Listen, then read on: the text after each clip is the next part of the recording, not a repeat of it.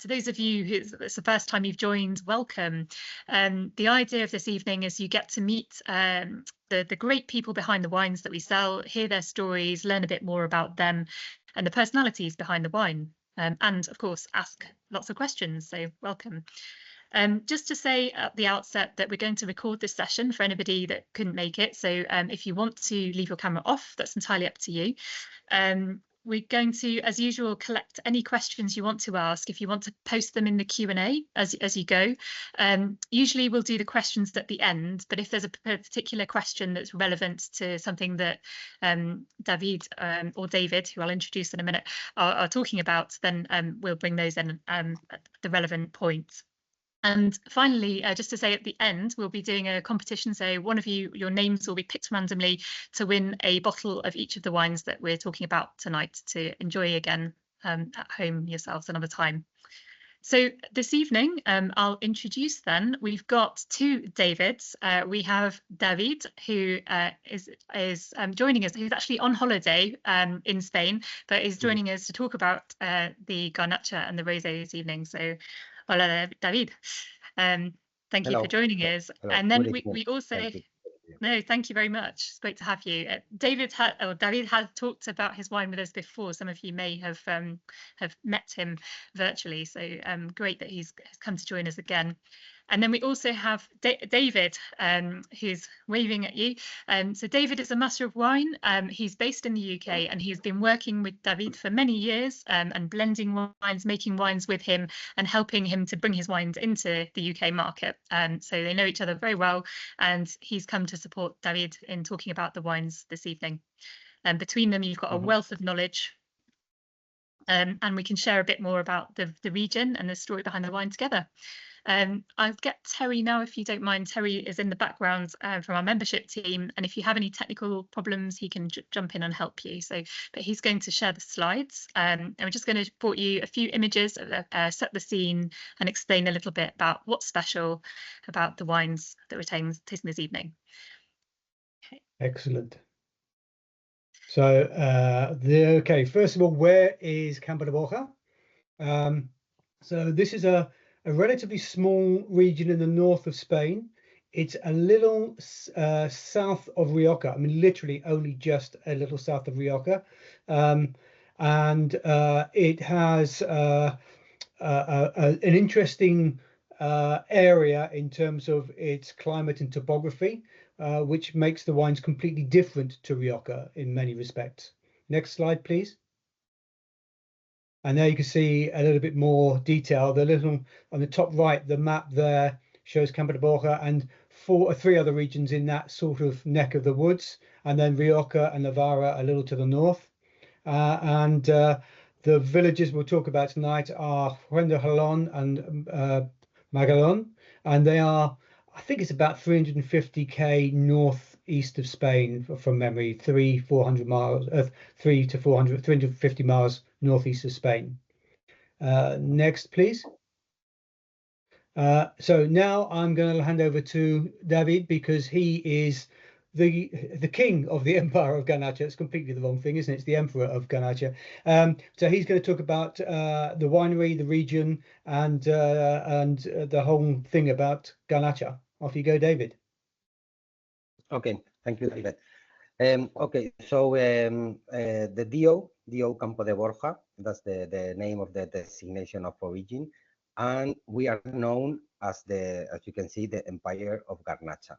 Okay, actually, we say, you know, many years in the business, I have traveled a lot, and we haven't found so many extension of old vines Garnacha, and actually we have 1,200 hectares only of old vines Garnacha. When we say old vines, we say over 40 years old. Okay, so that's why we call the DO the Empire of Garnacha. Actually, at the end of the 19th century, with when the Phylloxera disease.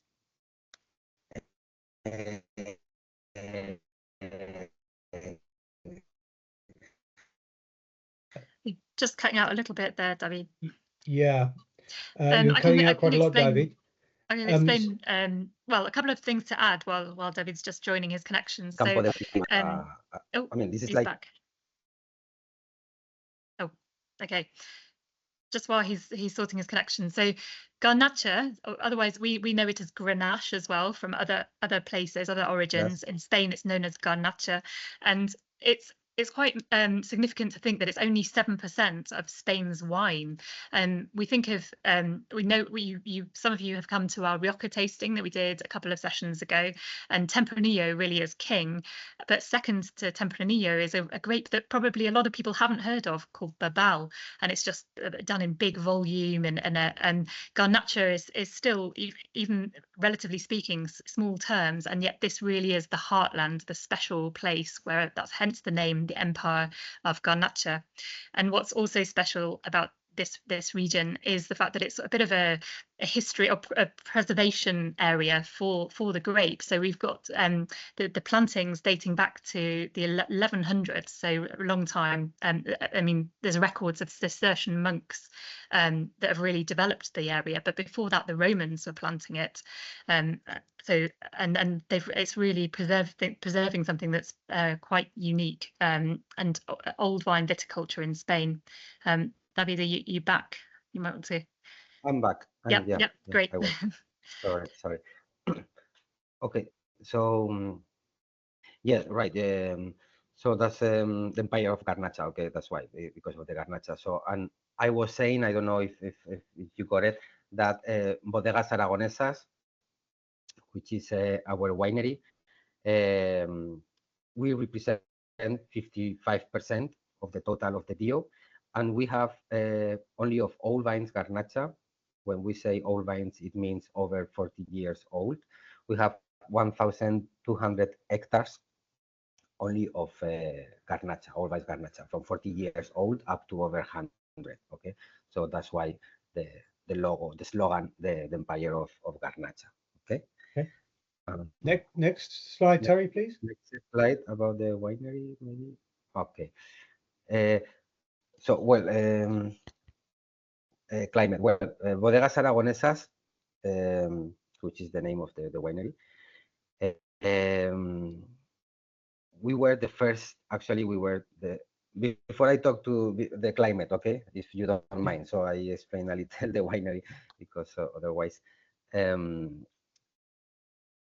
Okay, well, I continue with the climate anyway. Climate.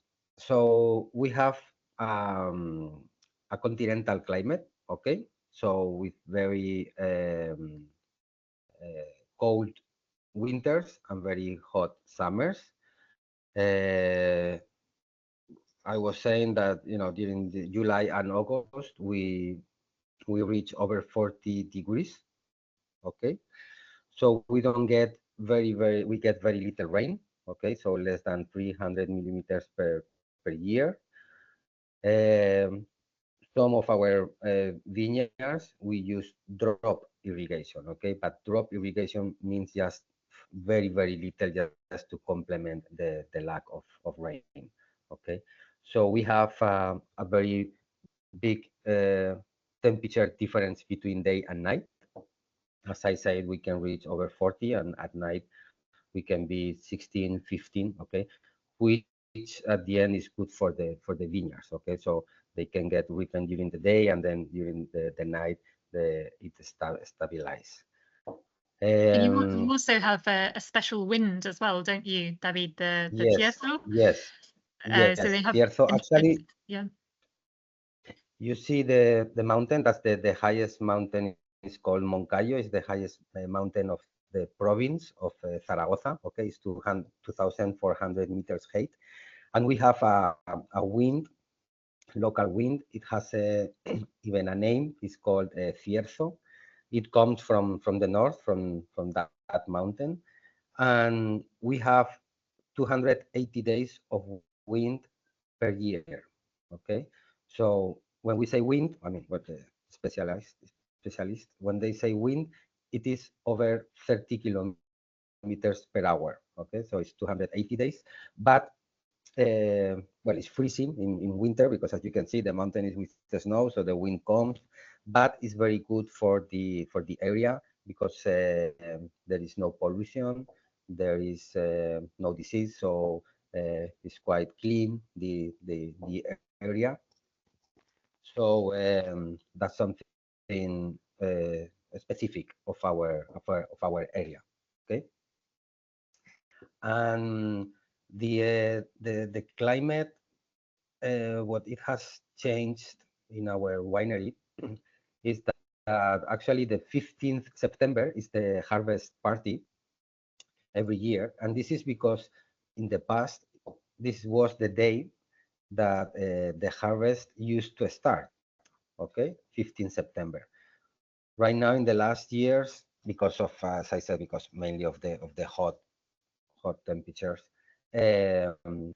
ripening gets advanced, flowering gets advanced. So we are starting harvest between the first week or second week of August. Okay, so that means almost 1 month in advance. Okay, so that's something we have been affected. Okay, in terms of quality, fortunately, it doesn't affect. So that's quite a big difference. You get with, I know people often ask about climate change. But all the process, okay, so the having a month, you're harvesting a month earlier because of the increased temperatures, and yeah, it's a lot of pressure on wineries. yes. Yes, I mean, this is quite common for a lot of producers around the world, not just obviously in northern Spain. In a climate that in Campo de Borja, this is quite important because when it gets very hot, it can get difficult to ripen grapes. If you imagine it gets too hot, the vines simply decide to stop working, especially if there's a shortage of water. So it can be a potential problem to get properly ripe red grapes through the hot season if you're also then harvesting quite early. So they do a lot of work. I know David's colleagues do a lot of work on very specific vineyard care to kind of mitigate the changes, because otherwise you could end up with literally bullets to harvest, which would be no good to anybody. And I think that's the benefit of the climate they have here, at least, and the altitude. So going up to sort of 750 meters, we're talking about growing vines halfway up Ben Nevis for context.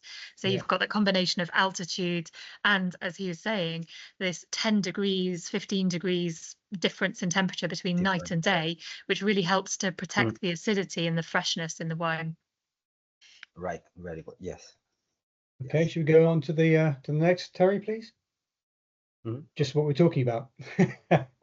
Yes, so yeah, our extension, where we have in total 3,500 hectares, it starts at 350 meters in the town of Magallón, okay, up to 750, where we find mainly the old vines, Garnacha, okay, just at the skirt of the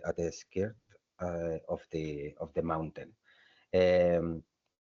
So about the soil, we have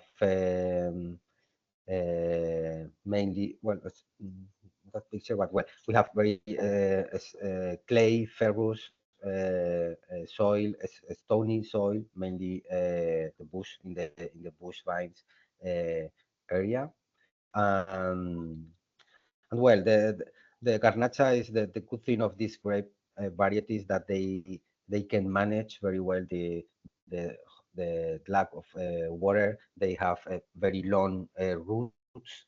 So those vines, probably they are 60, 70 years old with very long roots. They find the water, they manage themselves, the water they get.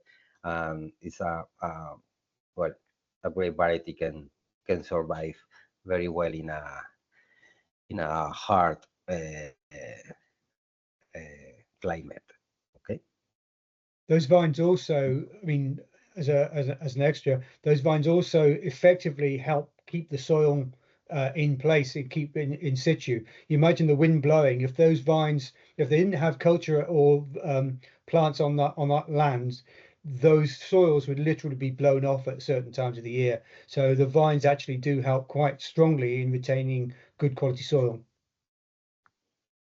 I think there's one other thing to say about them being like old bush vines like this is that they have to be hand harvested. And this is the other thing when you think of, often you see pictures of vines and they're nice rows on trellises and they can be machine harvested.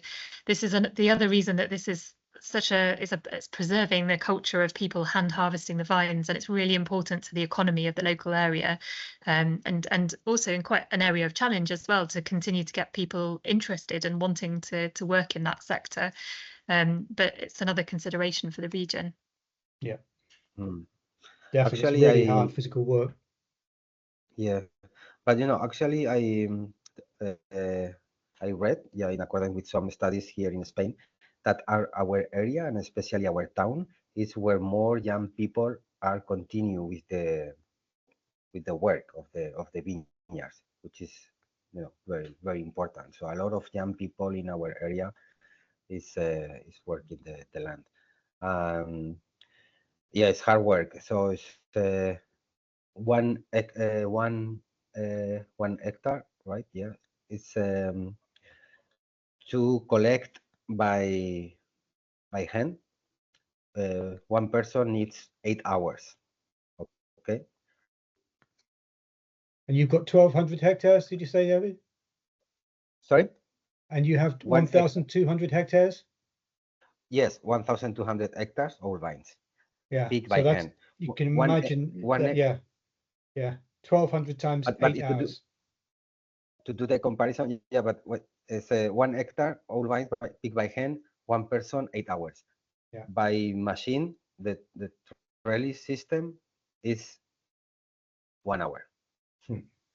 So you see, so it's a lot of work. Okay. Yeah, absolutely. So, but well, this our heritage is something we keep. Well, we can see later. Okay, about the different qualities we have of the grapes and the vines that we have. We had to establish a 12 different quality category in order to pay the grower. So obviously, we have to pay good this grape, this quality, in order to keep them the old vines. Yeah. But I'd also just make the point, it's not just about harvesting grapes. These vines have to be hand cut, hand pruned in the winter. The winters are very cold, potentially quite savage. You've got the wind as well, and at 750 or 700 meters above sea level, potentially, it's freezing cold work. It's really, really quite hard, freezing cold work. The sheer physical effort to look after and manage and tend these vines is a labor of love, to say the very least. Okay, next, Terry. Yep. Okay, so Bodegas Aragonesas, the name of the winery, and as I said, we represent 55% of the total of the DO. Actually, we are only 17 wineries in the DO. Okay, so we are a small DO. We were established in 1984, and actually we were the first winery in Spain to establish a limited company to market the wines of two cooperatives. Okay, as you can see, Cooperative of Magallón and Fuentejalón, and actually both cooperatives are shareholders of our winery. Okay, so somebody sometimes asks me about the contract, whatever. So this is forever. Okay, so this is like a big family. Okay, so it's Bodegas Aragonesas, and then the two cooperatives, which are the shareholders. So in total, there are 600 growers. Okay, so only in Fuentejalón there are 790 inhabitants, 790 people. Okay, so and we are talking about both cooperatives, 600 growers. So almost everybody have vineyard, okay, in the area. And yeah, so about the old vines, as I said, 1,200 hectares. consider old vines. There is nothing written about old vines, but in our case, we consider old vines over 40 years old. Some others maybe can say with 30, okay? But well, in our case, because we have such a lot, such an extension over 40. And well, we have been, Garnacha is, well, as you know, is getting popular during the last years, but we are doing Garnacha since ever, okay? And we have been doing Garnacha, and that's something that make us kind of a specialist to work with, okay? So we are used to work with the grape variety, and we can say we have a lot of experience with the grape variety. We I just have yes, Sorry, David. I was please. going to just explain because not everyone might know what a DO. So that's a denominated origin. So it means it's like Rioja is one. It means that it has to the wine has to come from that area in that region. So that's what we're saying. So 55% of this whole wine region is these guys and David making this wine for you. So they really are the experts and about what they're doing. And I think actually, David, you cut off before, but you were saying about phylloxera. So the fact that you have these old vines is extra special because we lost we lost so many vines. We lost 2/3 of the vines in Europe because we decided to import some American vines for Kew Gardens and accidentally contaminated Europe with phylloxera, which is a sort of a louse that sort of feeds off the roots of vines, and gradually they die. And people tried all sorts of ways to get rid of it, burying live toads under the vines and trying all sorts of potions. And even now, there isn't a cure as such, but the only way they found they can work around it is by putting using American roots and grafting European vines on top. So that's what a lot of newer, younger vines are, but you still get older vines that can be on old rootstock that have survived this. And that's why they're extra special again, because they've survived something that's wiped out a lot of European vine heritage. Right. Okay, next slide, Terry.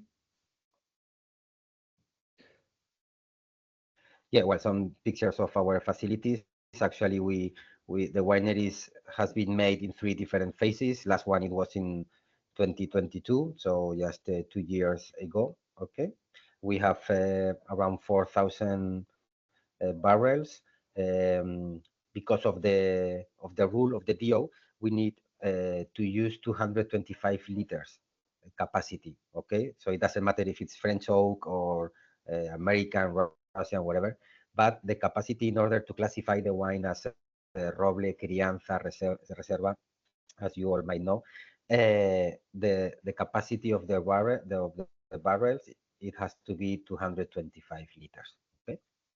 And just to put that in context, so there's not much or any used in the white and the pink that we're going to taste, and not really in the red either. But just generally, a barrel of that size, a new barrel of 225 liters, would probably cost about 400 to 500 euros. And you can't just go out and buy them. You have to pre-order them possibly over a year in advance. There is not exactly a scarcity, but they are certainly hard to secure, and the price is very, very expensive. So it's a very expensive business to use oak in wine from small barrels these days. Yes.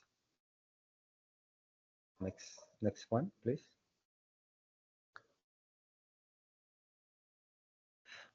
Okay, some pictures of the vines, bush vines. You can see also the type of soil.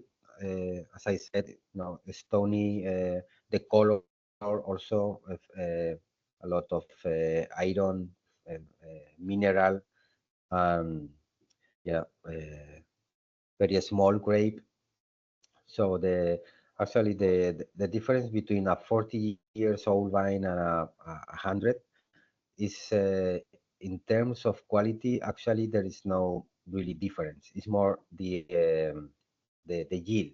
Okay, so in a 40 years old, 45, you can get 2 kilos maximum okay, of yield per vine, and in 100 maybe half kilo. Okay, so the quality is very, very similar, but the difference is just the production, okay, of the vine. But in general, it's very, very small grape and with a lot of fruit concentration. Okay, you can see there in the picture. So this is our winemaker, well, director. Okay, actually we have 3 winemakers. We have 1 in each facility. Okay, Bodegas Aragonesas, Cooperativa Magallón, Cooperativa Font de Jalón. The 3 of them are employees, okay, of Bodegas Aragonesas. So that's so we can control everything from the vineyard to the store. Okay, so we have also 4 winemakers, land winemakers, who are in the vineyards, working together with the growers.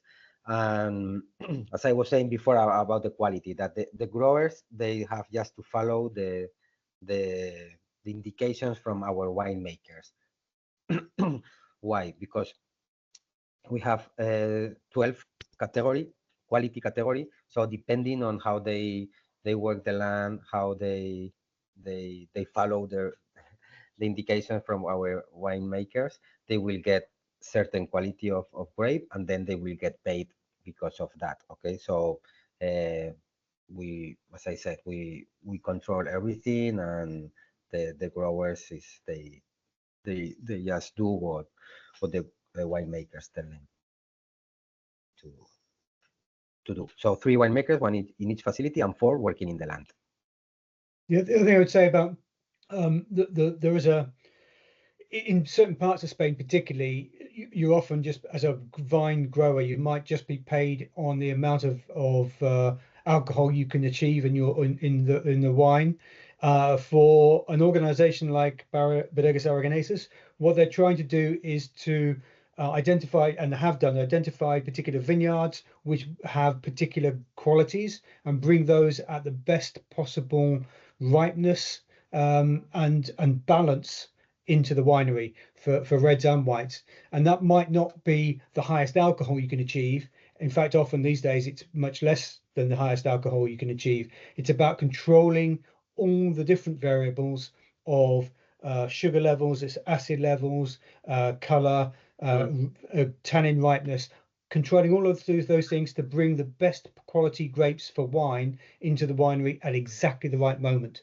And bearing in mind, these all hand harvested, you know, they can harvest a bit at night, but it's pretty difficult. So they're harvesting as quickly as they can when the grapes reach optimum ripeness, and then getting them into the winery in perfect condition. And as I say, it's an absolutely beast of a job to be able to do that successfully, and they've done it incredibly well for many, many years. Yeah, we do have a question as well about are these wines organic? And no, they're not. But I think as David and David both alluded to, there's a lot of work in the vineyard, but because of the climate, because of the dryness, because of that constant wind, they're not having to work with as many sprays as, say, producers in Bordeaux might, where they have much more humidity and problems with mildew that cause a lot of problems. That's the biggest actual widespread problem in vineyards in Europe is mildew, and working with that. So because of the climate, they're working perhaps more towards organic, but are not certified organic, if that answers that question. Yeah, I think that, and partly not organic, to go from very good quality conventional as they are to go to organic, it's basically then a huge amount more administrative work rather than anything else, and they simply don't have the need to do it at the moment. They're very happy with the quality and the sustainability of what they're doing, and they're working very hard on sustainability, as David might explain. But the fact is, the quality of what they're doing, the sustainability of what they're doing, to add another burden of and another regime on top of that is simply, from their point of view, adding cost to a product that doesn't need, you know, they don't really want to do that because they don't need to. The wines are clean, they're very, very good, they're very sustainable for a monoculture product like wine, and there isn't a great benefit to them to going organic as such. Actually, I would add that especially the old vines, all of them, more than 1,000 hectares, could be organic. Okay, but we have registered as organic vineyards just 100 hectares. Currently, the main reason is, as I said, as David, is the bureaucracy, administrative work, controls, money. So more than, I mean, our aim objective in 10 years is to register 1,000 hectares as organic, because we have them. You know, we don't use any pesticide.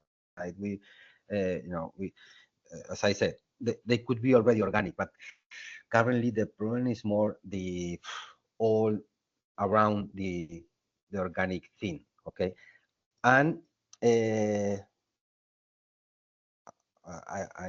not, I don't know UK, okay, but for example in Spain, which is a good market for us, is 50% of the total. Consumer, in the case of wine in Spain, is still don't tend to buy or drink organic wine, but maybe it's because of the price, because everybody like organic things. People talk about organic, but at the end you have to pay for it. And I think right now it's a mix of different things out of the work that makes for us difficult at the moment to have more than 100 hectares. But as I said, more than 1,000 could be organic. But yeah, maybe in the future. Okay. So, shall we do some tasting, because I'm thirsty? Yeah, I guess we actually had a question as to how do you choose which grapes go into the red and the white. So we just to make it clear, these are both based on Garnacha. So we're not using two different grapes. This is a focus on Garnacha evening. But perhaps David can explain how you choose which fruit is used for the rosé compared to what goes into the red.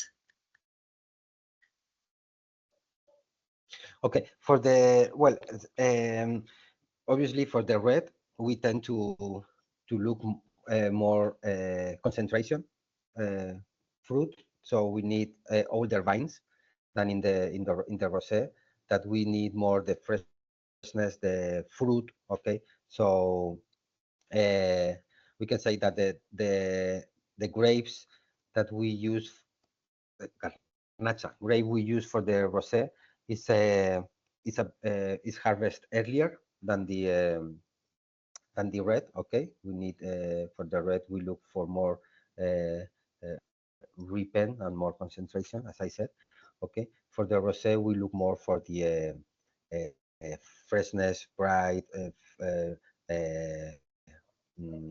fruit, flower even. So we make the selection in the vineyard, obviously. Okay, it depends more in the, we control a lot the time of the harvest. Okay, that's very important, the time of the harvest for the of the grape, depending on the wine we want to make. Okay, so for the rosé, earlier harvest, younger grape than the red. Shall we taste the rosé for those of you who've got it, or we'll talk a little bit about it. So pale pink, very a la mode, very en vogue, as they say, or don't say in Spain. That's the bottle you should be drinking out of, hopefully, with a glass. Solo rosé or rosado is something that Bodegas Aragonesas have been making for quite a few years, and they have also an ability to make a beautiful, much darker rosé, which I remember going back 20 odd years was absolutely sensational, I have to say too. But they're very fresh, dry, in tune with the trend, dry rosé. Garnacha is actually perfect for it. in my opinion, and it is one of the grapes that gets used for things like Provence rosé as well. But it has a particular sort of strawberry aromatic and a beautiful depth of fruit, which is maintained whether you're making when you're making basically a pale wine out of red grapes. Yeah, actually, David. Yes. Yeah, carry on. No, I was just to add what you were saying that, for example, our rosé or our we were used to do mainly darker rosé. Okay, so that was what the consumer were demanding. But few years ago, yeah, so we have both rosé, okay, but this pale is doing very well. Is very well appreciated. Markets are demanding it, and here I would add the flowery flavor. Okay, so strawberry, but also some floral flavor. Okay. Yeah. Yeah. I've just seen a question pop up. Should it be refrigerated? Should it be cool when you drink this? The answer is generally yes. People talk about pink wine, rosé wine. I think of rosé wine as white wine with attitude. It's basically white wine made from red grapes with a very short period on the skins, and it's the skins for the most part that give red wine its color. So if you take the skins, or if you take the wine away from the must away from the skins very early on, then you get a much paler color, obviously, and that's what's happening here. The skins, the wine, the must is macerated very short time, very cold, and then taken away from the skins and then fermented just like a white wine. And that's that's exactly how most rosé wine is made. And the idea from there is that for me, it's basically just white wine with attitude. It's got an extra flavor, an extra dimension, a little bit of extra texture. And so you should treat it like white wine and drink it cold for sure. But I also say not too cold. The average UK fridge is probably about 5 or 6 degrees. In my personal opinion, that's too cold for wine, generally for white wine. And I would rather drink this wine at about 8 or even 9 degrees, so slightly warmer than too cold. The hotter the day, maybe the cooler the wine needs to be. But in general, just I would say warmer than what old-fashioned cellar temperature, sort of 10 degrees would be perfect.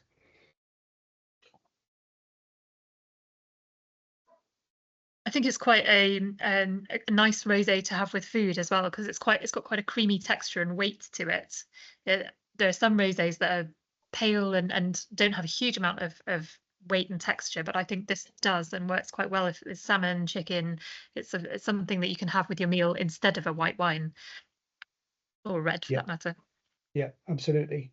And it's quite, I mean, good rosé wine with this kind of depth of flavor is incredibly versatile. You can drink it in all sorts of with in all sorts of occasions and with all sorts of fish, all sorts of different foods as well. And you know, I did this. I actually came up with all of these ideas of what to eat with this wine on a day when I fast. So I was sitting there dreaming of A, having a drink, and B, what could I eat? And I wasn't allowed to do either. But I think you can drink this wine with so many different things, and it will bring out the different flavors of the food, and it will bring out different flavors. Each of those will bring out different flavors in the wine. I personally really like this with sort of lightly spicy Asian food. It's just delicious, really, really nice. But creamy mushroom pie are just delicious, absolutely delicious with that. And something as humble as a tuna jacket for lunch and a glass of this. That's the one I'm going to have to try. I've not seen that. I've not seen that recommended before, David. And also, yeah, listen, I don't know in UK, but it used to be a seasonal wine, let's say summer. Yeah. but it's kind of wine that you can have all year round. So maybe because you have to drink a little cold, can think that it can be more seasonal in the year, but it's not at all. It's a wine you can enjoy all year with all those. Yeah, no, I agree. Completely agree. Yeah. What would in Spain, David, what would you be drinking this with for the most part? With this wine, Yeah. paella, perfect. Paella, perfect. Paella, yeah. Salad, we have a lot of different salads here, as you know. Pasta salad, tomato salad. But I think that would match perfect with rice, especially paella. Oh Perfect yeah, of course. combination. Making me hungry. I should mention as well that some of you may have got involved with this wine because we did do it's going back about 3 years now when we brought it in. We asked members what they wanted from a rosé wine as an irresistible rosé wine, and we had a lot of discussion around the colour, because I know that we looked at deeper rosés originally, but also it being in a special bottle and having this shape and sort of to try and showcase the elegant style. So this is something that some of you may have been involved with, if you remember.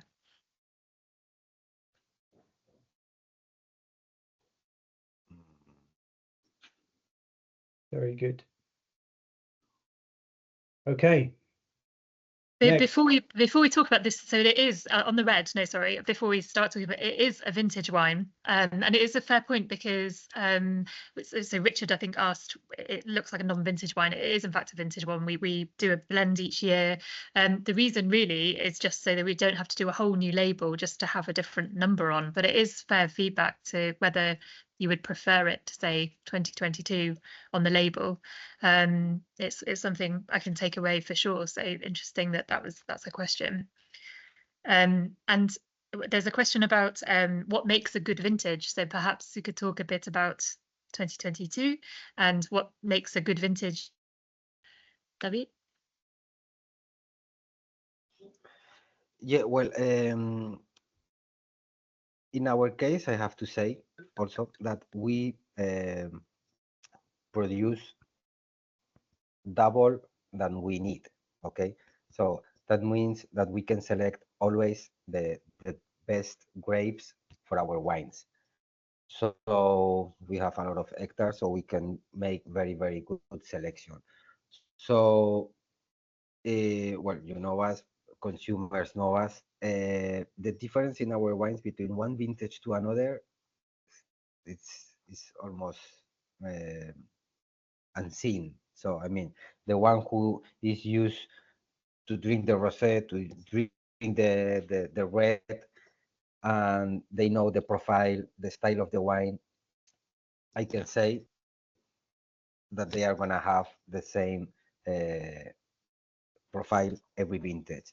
So the difference from one vintage to another, obviously, is the climate is what it affects more to the vines.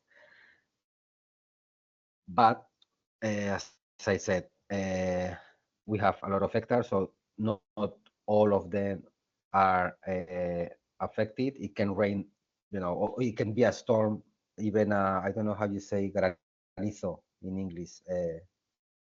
Granizo. Hail. Oh, hail. Yeah. Yeah, exactly. So you can have it in some area, but then in 1 kilometer away is not affected. So in our case, I can say that that the difference from one vintage to another, the consumer, they are not gonna see the difference, but just because we can select always the best for our wines. Okay, so I can. Okay. I'm confident about what I'm saying. So yeah, What I would say on vintage variation, and this is quite an important point, given the level, the price, and the quality that Sarah and the co-op team have selected, when these wines are chosen and imagined, if you like, as to where they're going to fit on the shelf, Sarah's job as the buyer is to look around the market at various producers and to identify a style that she thinks will work for the UK consumer, for the co-op consumer, and also that she knows, hopefully, that she can make sure that she can get the same kind of wine year in, year out, week in, week out. It's all very well having a wine that's brilliant in one year and bad in the next, and it's not great either having a wine which is great for 3 months of the year but falls apart. So this is part of the buyer's job, to provide you as a customer with a product that they can rely on, that you can rely on through the year, and where possible, and certainly at the lower price points, where you can maintain a certain level of continuity over many years. Now, as David said, they produce more or less double what they need in terms of grapes for the amount of wine. So what that means is, when they have, as he said, a bad vintage in one set of vineyards over here, they've got enough from other vineyards where they can compensate. And part of the art of winemaking and wine blending and wine buying is to be able to create wines which you can create blends literally which start at the beginning of the year to mimic a little bit of what has happened at the end of the previous vintage, and then go on through the year, maintaining a certain style and quality without much change through the whole year, so that at the back end of that year, when you've got another new vintage, you can then replicate that process. It is an art, and it's not like you're getting one big tank of wine. You're getting almost a sliding blend of different Garnachas to make the whole thing smooth out over the year and into the next year. And that is a real it's a real skill that is not many people realize it, and it's much underappreciated, and it's something that I've done for 30 years. It's very important for the UK consumer. For you get a co-op Garnacha from Campo de Borja, you want to know that wine is going to pretty much taste like it's going to taste year in, year out, day in, day out. And it's a real skill to be able to achieve that. And it's a partnership between the buyer and the producer to make that connection, that the wine is maintained over that period of time. So yeah, it's a little bit of skill that goes unnoticed, but very important. We did quite we looked at a lot of blends for this one. So no pressure, but this wine has been voted by the Times as a top 100 wine 3 times now, so I'm hoping we'll go for a 4th. But we looked at different percentages of Syrah, and do we do 100% Garnacha, and each year I think, oh, maybe this is the year it'll be 100% Garnacha, but actually adding that 5% of Syrah is a little bit like cooking in a way. It's another ingredient to play with. It gives it a little bit more dimension, a bit more spice, a bit more depth of color as well. And I've found that each time I've blended it over the last few years, I've returned to adding that bit of Syrah in, even though we've looked at lots of different options.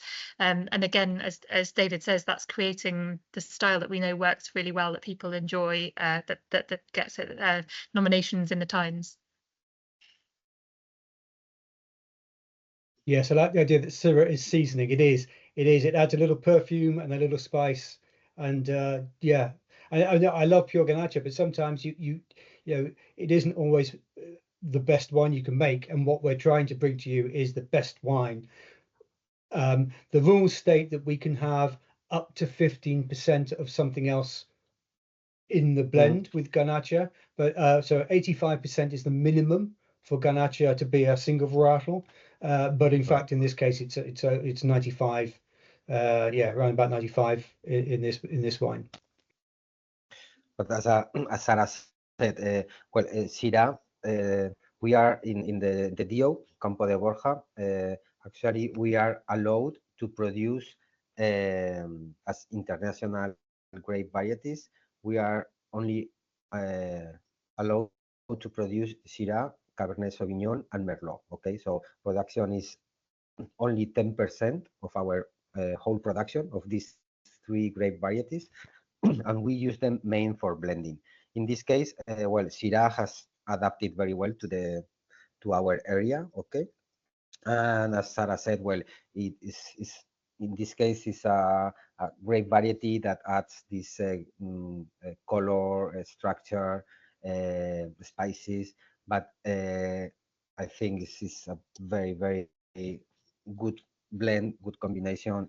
Garnacha Syrah suits very well. In this case, is we use just 5% of the Syrah. I'm conscious as well, we haven't really talked about Garnacha and what it's like as a grape, but it tends to be it's thin-skinned, so like Pinot Noir, so it doesn't have great depth of colour, but it also then has quite soft tannins, or a lower level of tannins, and is quite a spicy red-fruited wine. So hopefully you can pick up some of that character, particularly in the red, I think. I think the rosé is much more sort of strawberry fruit, but and it tends to have lower acidity than perhaps some other reds as well, tend to be a bit chunkier, broader, softer acid. So again, if you're not a fan of wines that are very tannic and a bit sharp, then Garnacha is your friend. Yeah, definitely.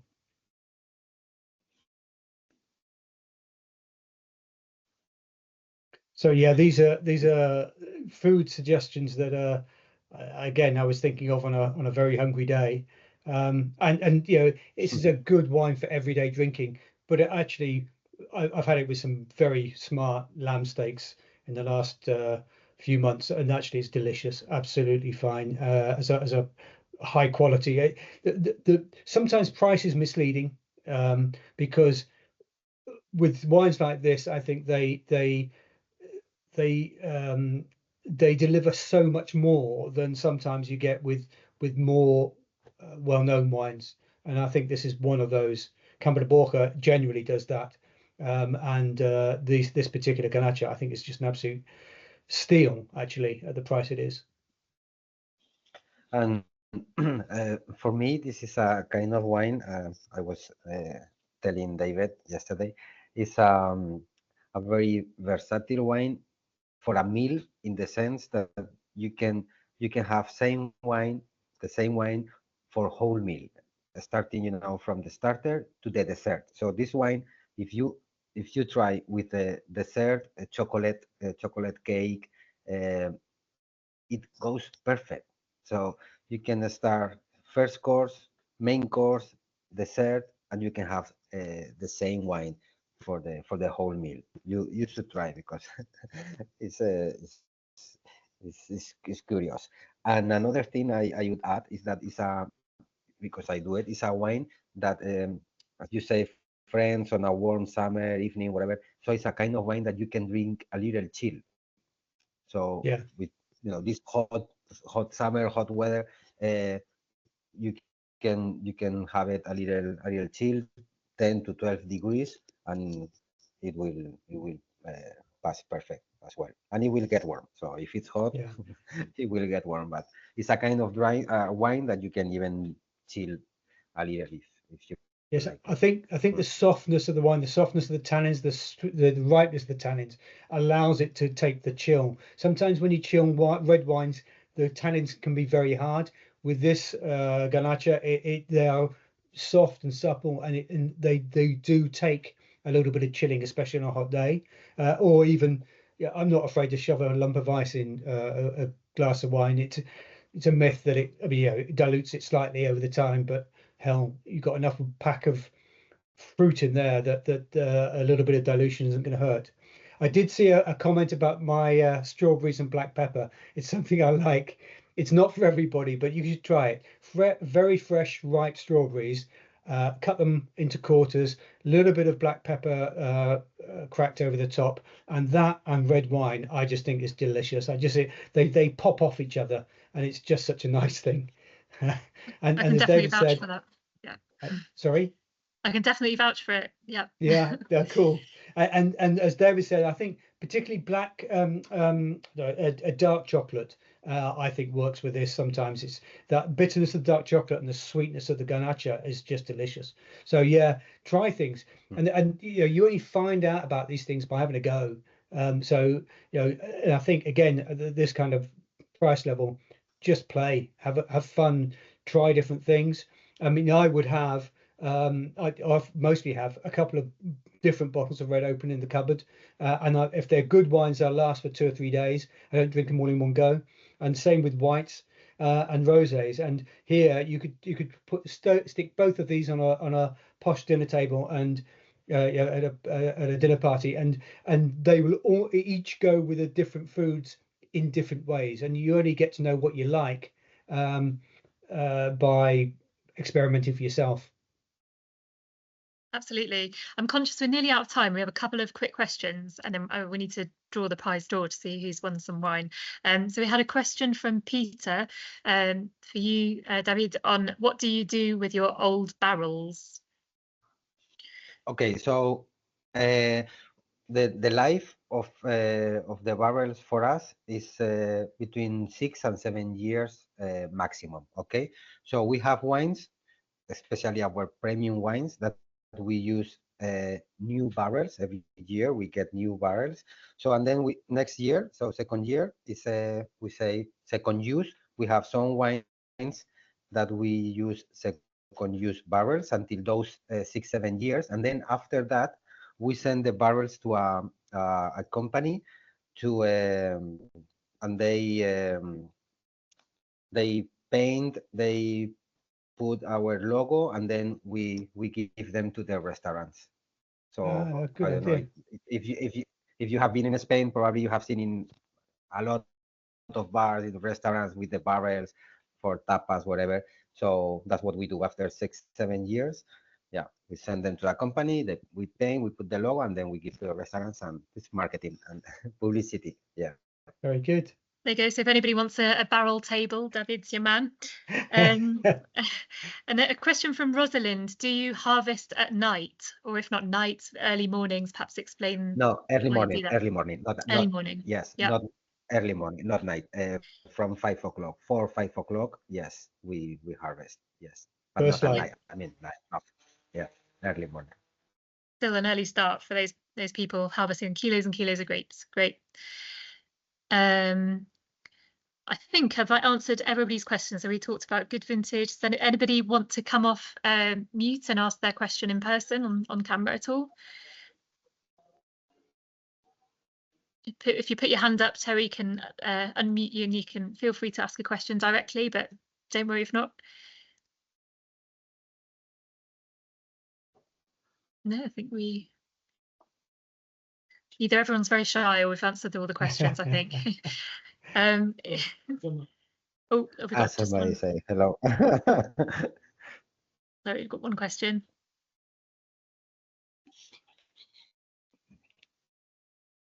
I think you can ask your question now. Hi. Hi.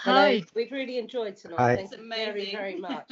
Oh, we great. Can try it again. We put a killer question Thank you. there. So you know, we both like rosé, or we both like the red.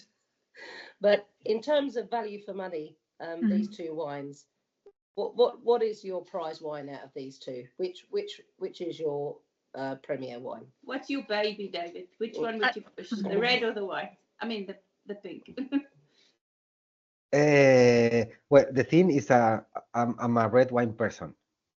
You know, I can have red wine with everything, with fish, fruit, meat. So, and for a daily wine, you know, for every day, I drink every day. I drink wine at night, every day. So I can have like 300 liters of wine per year. Great, yeah. A day. Per year. So because I have made my own calculation, but well, for me, for a daily wine, the red wine is your perfect. flagship. You know, Okay. yeah. Amazing. Thank you, Because David. I can match with everything, because everything with vegetables, yeah, everything, and good very, very, very good value wine. Very good value wine. That's like the judgment of Solomon asking him to choose between his children. It's terrible. I'd say it's probably the co-op wine that I drink at home the most as well. It's definitely a go-to in my house. Yeah, fantastic. I'm going to ask Terry now to draw randomly the names of one of you lucky people to win a bottle of the Garnacha and the rosé that we tasted tonight. He's just randomly picking a number behind me.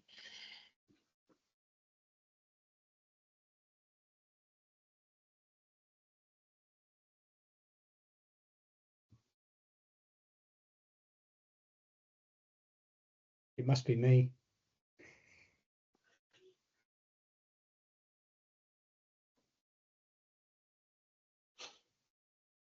We've got Leslie Ogilvie. If you're there, Leslie, we'll be in touch separately to get your details and to send you the wines.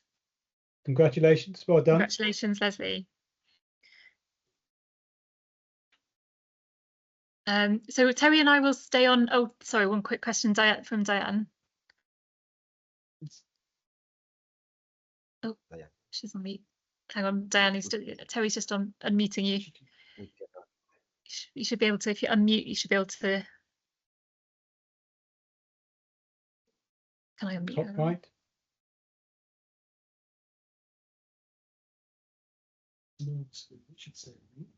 So on the top right, it should say, does it? Yeah. Got it now, sorry. Yeah, quick question. How are you going to be sharing the recording? Because my daughter couldn't join tonight and she's really interested.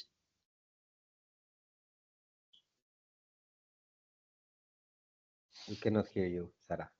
No. I think Terry's going to share it in this chat, and then it would be on the email next week. So we've got we've set up for our next event, which is going to be on the 5th of September, and you're probably sick of the sight of me by now. So it's my colleague Giles, who is also a wine buyer here at Co-op, taking you on a trip to Italy. So we're going to be talking about a red and a white wine from 2 different regions in Italy. But here you go in the chat. So you've got the playlist, which has got all the recordings of all the ones we've done so far. So feel free, you can revisit any of them. And it will also be on the email for the next event. People can rewatch this one if they're interested. Excellent. Okay.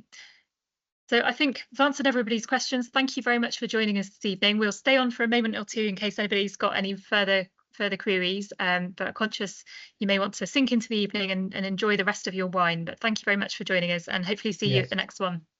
Thank you for coming. Thank you for listening. Thank you very much. Have a lovely evening. Thank you.